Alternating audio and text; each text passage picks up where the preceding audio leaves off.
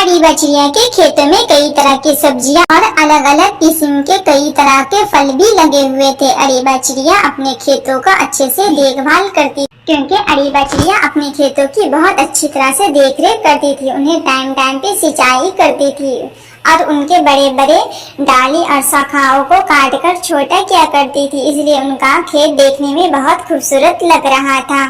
तभी दूसरे जंगल से गोरी कौवी और कालू कौवा उड़ते हुए उसी रास्ते से गुजरते हैं जहां अरीबा चिड़िया के खेत थे।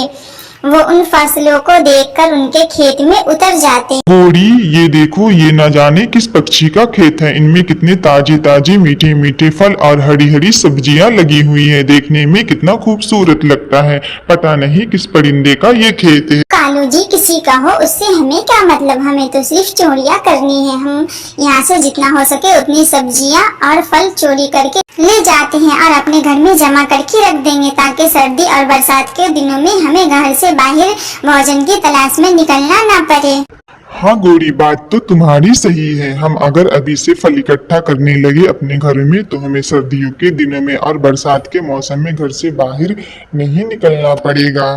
अरीबा चिड़िया अपने खेत के एक कोने पर खड़ी होकर सिंचाई कर रही थी और गोरी कौवी और कालू कौवा दोनों की बातों को सुन लेती हैं। फिर अरीबा चिड़िया कहती हैं, कालू भैया और गोरी कौवी, आप खुद भी मेहनत करके इस तरह के अपने खेतों में तरह तरह के फसलें उगा सकती हैं।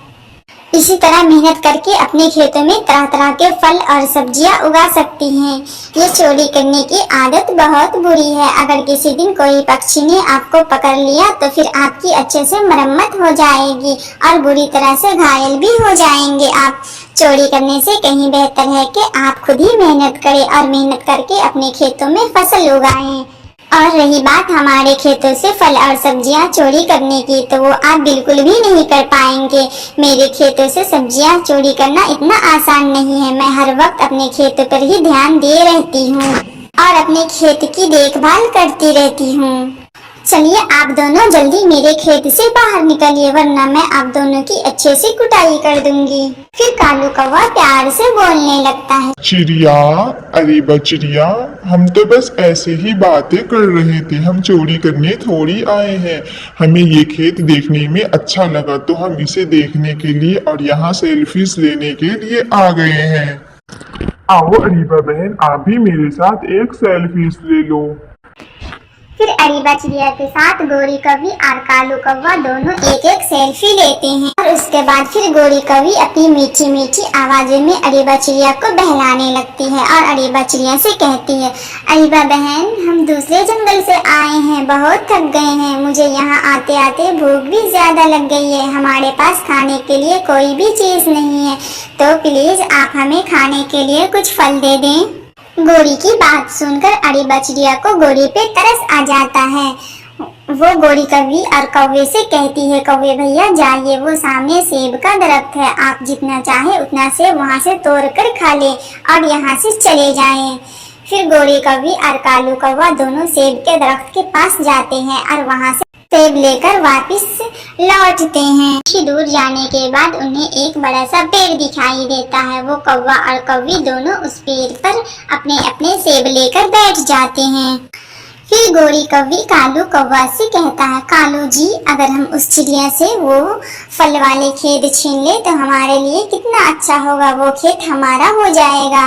लेकिन गोरी, उस चिड़िया से हम वो खेत कैसे छीन सकते हैं? जंगल के सारे परिंदों को पता है कि वो खेत अरीबा चिड़िया का है, तो उनसे वो खेत छीनना नामुमकिन है। कालू जी, एक काम करते हैं, हम अरीबा चिड़िया को खाने में हम जहर मिला देते हैं। उसके बाद जब वो खाना खाएगी तो मर जाएगी और उसके मर जाने के बाद फिर वो खेत हमारा हो जाएगा। गोरी, ये बात तो ठीक है। अगर ऐसा सच में हो गया, वो चिड़िया मर गई, फिर तो हमारे मजे ही मजे है। फिर हम आराम से बैठकर मजे मजे के फल और सब्जियां खाएंगे और उन्हें बाजारों में बेचकर खूब पैसे कमाएंगे। फिर वो दोनों कौवा और कौवी अपने सेब खाने लगते। सेब खाने के बाद गोरी कौवी वहाँ से सीधे जहरीली चीज लेने के लिए बाजार जाती है और वहाँ से जहर की चीज खरीदकर वापस अपने घर आती है और उन्हें अच्छे से बिरयानी में मिलाकर अरीबा चिड़िया अपने घर में लेटी हुई थी क्योंकि वो सारा दिन काम कर रही थी। काम करने की वजह से वो थक गई थी, इसलिए आकर अपने घर में लेटी हुई थी। फिर कालू कौवा और गोरी कौवी दोनों वो बिरयानी लेकर अरीबा चिड़िया के घर पहुंचते हैं और अरीबा चिड़िया से कहते हैं, अरीबा बहन, ये देखिए मैं आपके लिए बिरयानी लेकर आई हूँ। कालू जी ने कहा था कि मेरी बहन अरीबा को चलो बिरयानी पहुँचा आते हैं। उन्होंने उस दिन हमारी बहुत मदद की थी, उन्हीं के बदले हम उन्हें आज बिरयानी खिलाएंगे। ये कहते हुए गोरी कौवी अरीबा चिड़िया को वो बिरयानी दे देती है और उनसे खाने के लिए कहने लगती है। लेकिन अरीबा चिड़िया बहुत ही ज्यादा समझदार और होशियार थी, वो उस बिरयानी को नहीं खाती है और एक बहाना बनाती है। गोरी कौवी और कालू भैया, मैं खाना खा चुकी हूँ, मुझे जरा भी भूख नहीं लगी है जो मैं इस बिरयानी को खाऊं। एक काम करती हूँ, मैं ये बिरयानी उठाकर रख देती हूँ, कल सुबह मैं ये बिरयानी खा लूंगी। ऐसा बोलकर अरीबा चिड़िया वो बिरयानी उठाकर रख देती है और नहीं खाती है क्योंकि उन्हें पता था कि एक अनजान और अजनबी परिंदे से इतनी जल्दी दोस्ती कर सकता है उनकी नजर मेरी फसल के खेतों पर हो, इसीलिए वो हमारे साथ कोई साजिश रचने आई। फिर गोरी कौवी और कालू कौवा वहाँ से वापस अपने जंगल में लौट जाते हैं। अगली सुबह फिर अरीबा चिड़िया अपने खेतों में जाती है और अपने खेतों में पानी पटाने लगती है। इधर कालू कौवा और गोरी कौवी बहुत परेशान थे। अरीबा से वो खेत छीनने के लिए वो कोई ना कोई उपाय में लगे हुए थे। फिर कालू कौवा और गोरी कौवी चील के पास जाते हैं और चील से कहते हैं, चील भैया मेरी मदद करें।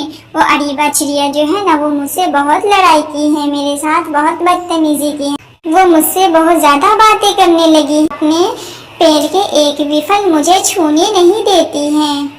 फिर चील बोलता है, ठीक है गोरी, तुम इसका टेंशन न लो, हम उसका काम तमाम कर देंगे। चील की ये बातें सुनकर गोरी कौवी और कालू कौवा दोनों खुश हो जाते हैं और वापस अपने घर लौट आते हैं। फिर रात हो जाती है। बेटा, मैं आज बहुत थक गई हूँ, आज खेतों में बहुत काम था जिसकी वजह से मैं थक चुकी हूँ, मैं सो रही हूँ, आप दरवाजा अच्छे से बंद कर लेना। ठीक है मामा, आप सोइए, मैं दरवाजा बंद करके ही सोऊंगी। टाइका चिड़िया अपने खिड़की से बाहर देखती है, बाहर ठंडी ठंडी हवाएं चल रही थी और रात का सन्नाटे में देखने में बहुत अच्छा लग रहा था राइका को।